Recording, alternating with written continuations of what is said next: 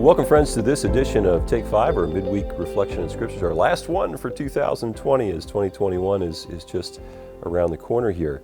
And first, I want to give a quickie commercial for what's going to be happening on Sundays coming up from the beginning of the new year through Lent, which this year is sometime around mid-February. And that is, we're going to be focusing on the theme of what we can do.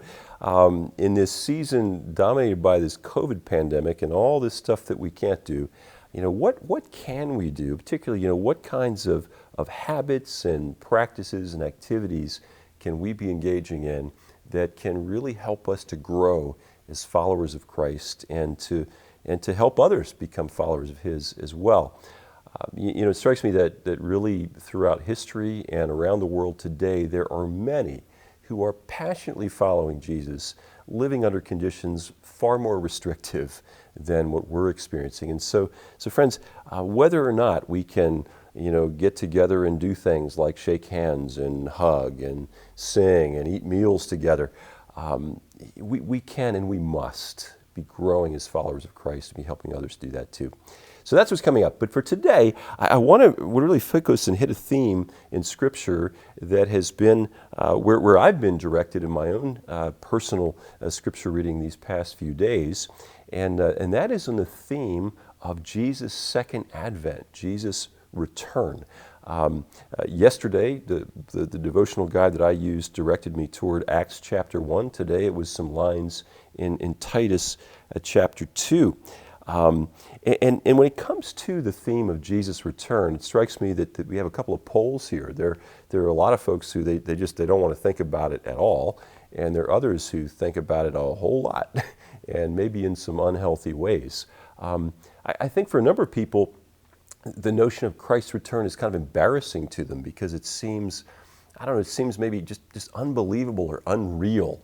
But if you think about it philosophically, it's really no more amazing, no more miraculous to believe in Jesus' return as it is to affirm that in Him God came into the world as a baby in history in Bethlehem, in that manger a long time ago. And then if you're a follower of Christ who takes the Scriptures seriously, I think you've got to deal with the fact that we have about 8 times as much material there in the New Testament about Jesus' return as we do about His coming as a baby in Bethlehem. Other end of the spectrum, though, you have those who focus a whole lot on Jesus' return, and mostly in ways that are very, very speculative about when it's going to happen, what places, what governments, what political figures might be key in all of this, and what might some of the signs be.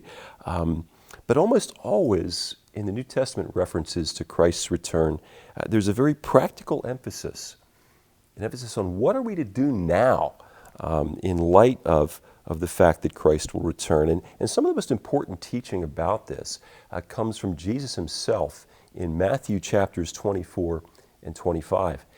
In chapter 24, He is mostly talking there about the certainty of His return and some of the signs of His return.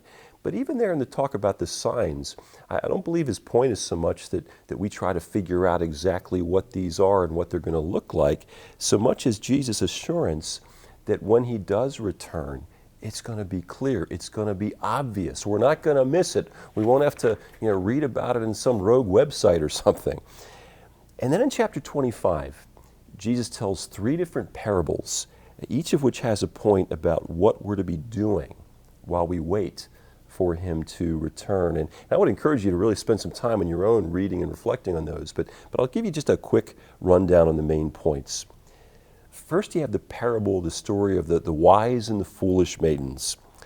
And Jesus' point is to be like the wise ones who took extra oil just in case He takes a little longer to return than we might expect.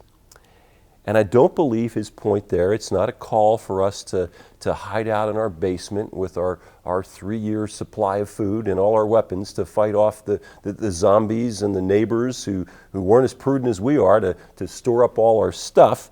No, I think his point there, it's a call for us to be faithful in living for him over the long haul. Well, then next you got the parable of the three servants. They're each given some money by their master, who goes away on a journey, and then when he returns, he calls them to account for what he's given them. And the two who invested the money and make a profit, they're rewarded.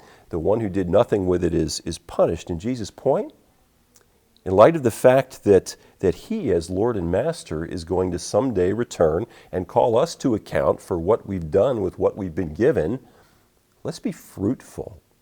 Be fruitful with our using of our talents, our abilities, our money, the way we invest in relationships in order to really bring honor to Him.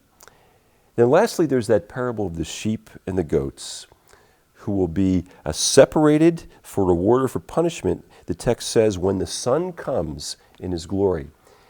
And what's the basis on which they are rewarded or punished in this separation? So whether they've fed the hungry person, clothed the naked, visited the stranger, looked after the one who is sick or who is in prison. And Jesus' point, in light of His someday return, which is certain, be compassionate. Be compassionate toward people around us in need.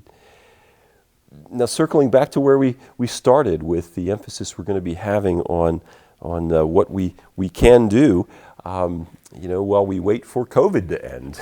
Be faithful, be fruitful, be compassionate. These are things we can be about, not just before Christ returns, but before we wait for some relief there as well. And then one more thing to be, friends, that Jesus doesn't talk about here, but it's be encouraged. Be encouraged because when Christ does return, that's what's going to usher in the fullness of His kingdom. That's when that day that's spoken of at the end of Revelation, of the no mores, where there's no more tears, no more diseases, no more pain, no more death, when that will finally come to pass, when everything will be as it should be, the way that Jesus and God intended it to be. And when the one who came as a baby long ago comes again as King. And until that great and glorious day, friends, God bless you real well. Take care.